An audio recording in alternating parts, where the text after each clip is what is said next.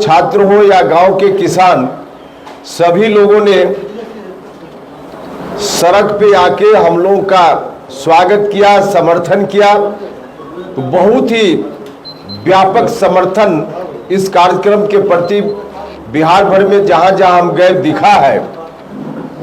जिन इलाकों में गए वहां के लोगों ने बढ़ चढ़कर हमारा सहयोग किया, स्वागत किया, साथ दिया। इस बात के लिए हम अपनी ओर से, अपनी पूरी पार्टी की ओर से उन सभी के प्रति आभार प्रकट करते हैं। अब दूसरे चरण के कार्यक्रम की शुरुआत कल से होगी। हम 15 तारीख को अर्थात कल जाएंगे नालंदा जिला में कंगरसराय, जहां लाल सिंह त्यागी जी का स्मारक है, वहां नमन करेंगे। फिर बिहार शरीफ जाएंगे जहां गुरु सहाय लाल बाबू हैं, उनका स्मारक है। फिर वहां से हम जाएंगे बरबीघा शेखपुरा, डॉक्टर श्री कृष्ण सिंह जी जो बिहार के प्रथम मुख्यमंत्री हुए, वहां जाएंगे, उनका स्मरण करेंगे। फिर उधर से हम भागलपुर जाएंगे 16 तारीख को, दूसरे दिन 16 को भागलपुर जाएंगे। वीर शहीद तिलका मांझी, उनका नमन करेंगे। और भागलपुर से फिर हम आएंगे नवादा शेखो दौरा, जहां जेपी का आश्रम है, हम वहां जेपी को याद करेंगे। फिर उधर से हम आएंगे गया के गहलौर घाटी, जहां पर्वत पुरुष दशरथ मांझी साहब का स्मारक है, वहां नमन करेंगे। और फिर वहां से डेहरी ऑनसन रोहतास, दूसरे दिन 18 तारीख, तीसरा दिन 18 तारीख को डेहरी ऑनसन में डॉक्टर अब्दुल कयूम अंसारी साहब की स्मृति में, डेहरी ऑनसन ही इनका जन्म स्थान है, तो उनकी स्मृति में कार्यक्रम रखा गया है, वहां जाएंगे। फिर उसी दिन शाम में सासाराम में शहीद निशांत सिंह, इनका नमन करेंगे। फिर 19 तारीख को बाबू कुंवर सिंह जगदीशपुर, जो उनका जन्म स्थान है, वहां जाएंगे, उनका नमन करेंगे। फिर चंदवा भोजपुर, जो बाबू जगजीवन राम जी का पैतृक गांव है, वहां जाएंगे, उनका नमन करेंगे। और फिर 20 तारीख को अंतिम दिन अरवल आएंगे, कुर्था, जो जगदेव बाबू का स्मारक वहां है, उनका नमन करके और कार्यक्रम का समापन होगा। तो इस रूप में दूसरे चरण के कार्यक्रम की पूरी रूपरेखा आपके सामने है, प्रिंटिंग फॉर्म में भी है, आप सब लोग ले लीजिएगा। हम दूसरे चरण में भी जहां जहां जाएंगे वहां महापुरुषों का नमन करेंगे और साथ साथ स्थानीय साथियों की ओर से सभाओं का भी आयोजन होता है, उन सभाओं को भी संबोधित करेंगे। और बीच बीच में भी लोग जहां जहां मिलते हैं सबसे बात करते हैं, सबसे मिलते हुए हम आगे बढ़ते हैं। तो इस रूप में कार्यक्रम चलेगा। मुझको ऐसा लग रहा है, जब हम लोग पटना से निकलने के पहले कार्यक्रम जब तय कर रहे थे, तो उस वक्त मन में थोड़ी शंका थी कि लोग किस रूप में हमने जो पार्टी का गठन किया, डिसीजन लिया, उसको लेंगे। लेकिन अब लोगों के बीच जाने के बाद जो डिसीजन हम और हमारे साथियों ने पार्टी बनाने का लिया, अब पूरे तौर पे यह बात प्रमाणित है लोगों के बीच जाने के बाद कि जो डिसीजन हमारा है, उस डिसीजन पर बिहार की जनता ने मुहर लगा दी है। पार्टी के गठन का डिसीजन बहुत ही उचित कदम है, ऐसा सब लोगों के बीच जाने के बाद हम इस परिणाम पर पहुंचे हैं। तो इसी रूप में दूसरे चरण में भी हम जाएंगे, उसकी तैयारी हमारे साथी कर रहे हैं। तो यह तो कार्यक्रम के बारे में जानकारी आपको देनी थी। 20 तारीख को फिर लौटेंगे, उसके बाद आगे के कार्यक्रम की जानकारी देंगे। अभी जो चल रहा है बिहार में, एक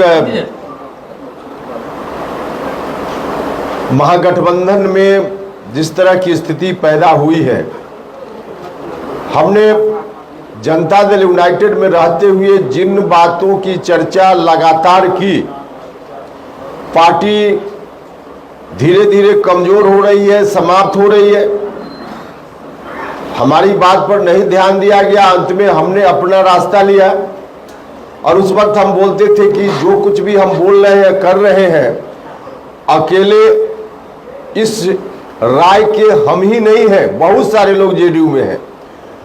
हमने उस वक्त कहा था और अब वह बात भी धीरे धीरे प्रमाणित होने लगी है। जेडीयू से निकलने के बाद, मेरे निकलने के बाद हमारे साथ जो लोग भी आए, उनके बाद श्रीमती मीना सिंह जी जो पार्टी की बड़ी नेत्री थी, उन्होंने भी वहां से अलग होने का डिसीजन लिया और जो बात हमने कही थी हूबहू वही कारण उन्होंने भी बताया। अभी देख रहे हैं आपके सामने शंभूनाथ सिन्हा जी पार्टी के आज के नहीं, समता पार्टी के दिनों के साथी, जनता दल यूनाइटेड में बाद में आए तो पुराने साथी हैं। पार्टी जब समता पार्टी के समय संघर्ष के रास्ते पे हम लोग चलते थे, उस समय इनकी बड़ी भूमिका रही है। तो आज इन्होंने हमारी पार्टी में शामिल होने का फैसला लिया और कल पार्टी जनता दल यूनाइटेड से अलग होने के क्या कारण है, इनकी ओर से भी तमाम वही बातें कही गई जो बात हम कह रहे थे। हम जिला जिला में जहां जा रहे हैं वहां भी बड़ी संख्या में लोग हमारे साथ, हमारी पार्टी के साथ आ रहे हैं, लोग सदस्यता ले रहे हैं। पटना में भी कई लोगों का बयान, जो महत्वपूर्ण इलाके के अलग अलग नेता हैं उनका भी बयान जनता दल यूनाइटेड की स्थिति को लेकर रोज आ रहा है और रोज लोग वहां से अलग हो रहे हैं। कुल मिलाजुला कर पार्टी अब बिल्कुल मरणासन स्थिति में पहुंच गई है। जनता दल यूनाइटेड को इस स्थिति में पहुंचाने के लिए जिम्मेवार, हम बार बार कहते रहे कि 2-4 लोग हैं, जिन 2-4 लोगों के कारण पार्टी जनता दल यूनाइटेड आज इस स्थिति में पहुंच गई। और पार्टी से ज्यादा मेरे लिए तो चिंता का विषय है, पार्टी तो मैंने छोड़ दी, अब पार्टी का जो भी हो उससे मुझको कोई लेना देना नहीं है, लेकिन नीतीश कुमार जी का, उनका चेहरा, उनकी छवि जिस रूप में कभी हुआ करती थी, आज कहां पहुंच गए नीतीश जी। उनके चेहरा को देखकर अंदर से दया का भाव आता है। नीतीश जी लगातार बोलते थे कि हम कुछ भी कहीं कंप्रोमाइज कर सकते हैं, लेकिन करप्शन से, भ्रष्टाचार से कभी कंप्रोमाइज नहीं करेंगे। जीरो टॉलरेंस की नीति पर चलते हैं। भ्रष्टाचार के मामला में बार बार नीतीश जी बोलते थे। बीच में एक गठबंधन जिसके साथ सरकार चला रहे थे 2015 के बाद, उस वक्त भ्रष्टाचार के इशू को लेकर ही उन्होंने गठबंधन छोड़ा। तो इतना बड़ा डिसीजन नीतीश कुमार जी लेते रहे हैं, करप्शन को लेकर के जीरो टॉलरेंस की बात करते रहे हैं, आजीवन करते रहे नीतीश कुमार जी। लेकिन अब आज जो इनकी स्थिति इस मामले में भी बन गई है, एक तरह से कहिए कि जो पूरे जीवन की उनकी राजनीतिक कमाई थी, उसको भी कुछ 2-4 लोगों के कारण दांव पर लगा दिए।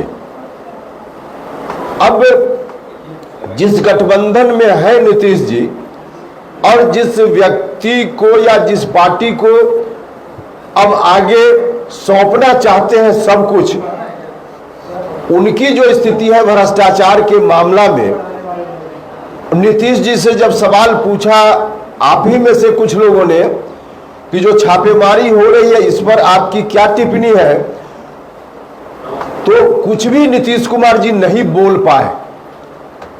अब नीतीश कुमार जी का ऐसे विषय पर भी चुप रहना, नहीं बोलना, या कुछ ऐसी बात कहकर निकल जाना जिसका अर्थ न तो हाँ होता है न होता है। ऐसी स्थिति, ऐसी दयनीय स्थिति नीतीश कुमार जी की कल्पना में भी नहीं सोचा जा सकता था कि ऐसी दयनीय स्थिति होगी। लेकिन अब एक तरह से कहिए कि भ्रष्टाचार से पूरे के पूरे तौर पे कंप्रोमाइज की स्थिति है। साथ वाला आदमी जिसके लिए कभी उन्होंने गठबंधन तोड़ लिया था, उस समय और आज में कोई फर्क नहीं है, बल्कि उस समय से ज्यादा आज भ्रष्टाचार जो करने वाले लोग हैं, जो बातें आ रही है, उससे साफ लग रहा है कि उस समय से ज्यादा आज स्थिति उस स्तर पे भ्रष्टाचार की दिख रही है। उसके बावजूद नीतीश जी का कुछ नहीं बोलना या इधर उधर से कुछ बोलकर निकल जाना, यह बहुत ही दयनीय स्थिति है उनके लिए। और पूरे जीवन भर की कमाई जो राजनीति में उनकी थी, उसको स्वाहा करने जैसा है। नीतीश कुमार जी इधर उधर की बात करके टाल जरूर जा रहे हैं, लेकिन उनके साथ वाले जो लोग हैं, कुछ लोगों को मजा भी आ रहा है। और मजा आ रहा है, इसका सीधा अर्थ है कि पहले तो लोग कहते थे, आरोप लगाते थे कि इन दो चार लोगों ने ठान ही लिया है कि नीतीश कुमार जी को बर्बाद करके ही छोड़ेंगे। तो बर्बाद करने का जो इनका संकल्प है, उनको लगता है कि अब इस दिशा में नीतीश कुमार जी बढ़ रहे हैं, तो कुछ लोगों को मजा आ रहा है। और वैसे ही लोगों ने घेर कर नीतीश कुमार जी को रखा है। अब उन लोगों का जो राजनीतिक इतिहास है, उस समय कभी नीतीश जी से कष्ट किसी को हुआ होगा। अब उस कष्ट का बदला इस रूप में नीतीश जी से लेना, नीतीश जी को वहां पहुंचा देना, मुझको लगता है कि सोची समझी साजिश के तहत कुछ लोग ऐसा कर रहे हैं कि नीतीश जी का चेहरा अब किसी लायक नहीं बचे। अब दुर्भाग्य है व्यक्तिगत रूप से उनके लिए, और हम लोग जो साथ रहे हैं, राजनीतिक रूप से हम अलग हैं। हमने कहा है कि राजनीतिक रूप से उनके साथ अब कभी नहीं हुआ जा सकता है, लेकिन व्यक्तिगत रूप से उनकी इस दयनीय स्थिति को देखकर दया का भाव जरूर आता है। अब इस परिस्थिति में क्या होगा व्यक्तिगत रूप से नीतीश जी का पता नहीं, इसकी कल्पना भी अभी करना मुश्किल सा लग रहा है कि क्या होगा। लेकिन राजनीति आज बिहार की इस स्थिति में पहुंच गई। महागठबंधन के नेता नीतीश कुमार जी हैं। बार बार सब लोगों ने कहा कि महागठबंधन के नेता नीतीश कुमार जी, और महागठबंधन के अंदर इतना भ्रष्टाचार चारों तरफ दिख रहा है, या तो उनको पक्ष में खड़ा होना चाहिए था कि महागठबंधन के दूसरे नेता के साथ जिस तरह की बात हो रही है तो हम इसका विरोध करते हैं, गलत है, यह बोलना चाहिए था उनको। और नहीं, पुराने नीतीश कुमार जी होते तो सीधे तौर पे कहते कि नहीं, हमको इससे कोई मतलब नहीं है, बिल्कुल गलत है, भ्रष्टाचारी के साथ हम नहीं रहेंगे। उस वक्त तो सीधे उन्होंने कहा था कि एक्सप्लेन कर दे पब्लिक डोमेन में, तो अभी तो पब्लिक डोमेन में एक्सप्लेन करने की बात भी नीतीश जी नहीं कर रहे हैं। तो कुल मिला जुला कर बहुत ही दयनीय स्थिति नीतीश जी के लिए आज दिख रही है। खैर, अब उसी रूप में उन्होंने अपने आप को स्वीकार कर ही लिया है, तो हम लोग क्या करेंगे, हम लोगों का विषय नहीं है, विषय उनका है। लेकिन रिश्ता क्योंकि व्यक्तिगत रूप से पुराना रहा है, इसलिए मन के अंदर का दर्द जो उनके प्रति भी होता है निकल जाता है। बाकी तो हम लोग निकल पड़े हैं बिहार की जनता के बीच में, और बिहार की जनता का जो समर्थन दिख रहा है, आगे आने वाले दिनों में निश्चित रूप से जिस मकसद से हमने दल बनाया है, हम और हमारे साथियों का विश्वास लगातार पक्का हुआ है, हो रहा है कि उन मकसदों को पूरा करने में हम जरूर कामयाबी हासिल करेंगे। यही बात थी जिसके लिए आपको कष्ट दिया गया। कोई सवाल हो तो पूछिएगा, बताएं। धन्यवाद। तो उन लोगों का नाम लेने में सब कुछ क्यों कर रहे हैं? भैया नाम तो लेने की जरूरत तब पड़ती है जब आप नाम नहीं जानते, तो नाम तो जान ही रहे, सब लोग जान रहे हैं, तो हमको लेकर क्यों अपना एक होता है कि टंग भी गंदा करना, क्यों करें अपना गंदा हम? जिह्वा तो हमारी है, इसको गंदा क्यों करें? हाँ, लोग नहीं जानते तो बोलते, जान तो रही है सब।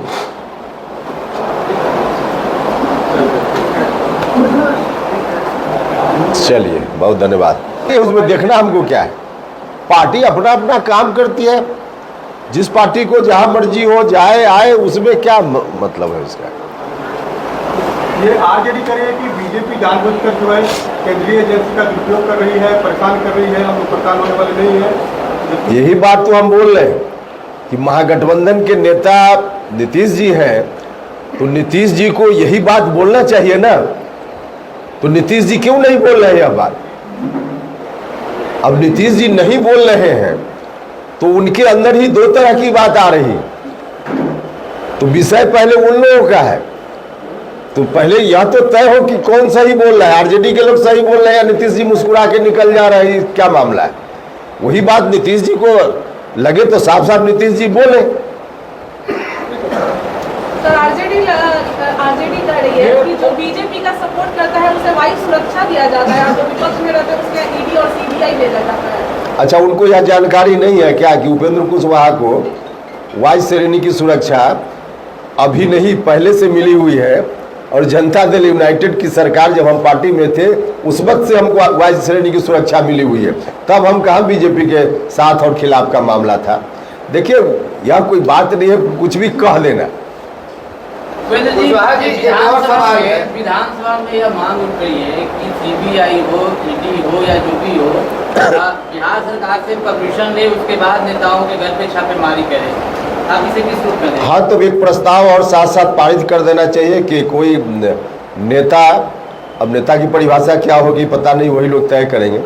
कोई नेता किसी की हत्या कर दे, पुलिस परमिशन ले तब एफआईआर दर्ज करे। कोई नेता कहीं बलात्कार कर दे, पुलिस से परमिशन ले तब एफआईआर दर्ज हो। ऐसा भी प्रस्ताव पारित कर देना चाहिए लोगों को। देखिए, एजेंसी है अलग अलग, और भारत के संविधान के हिसाब से गठित एजेंसी संविधान के हिसाब से है। अगर उन लोगों को ऐसा आज लग रहा है तो जब भारत की सरकार में थे उस समय क्यों नहीं सीबीआई को बंद करवा दिए थे? सवाल जब हम पर कुछ पड़ गया तो हम अपने बचाव में कुछ बोल रहे हैं, ऐसा नियम नहीं बन सकता है ना। नियम तो ऐसा बनेगा जो संविधान के हिसाब से देश चले, राज्य चले, समाज चले।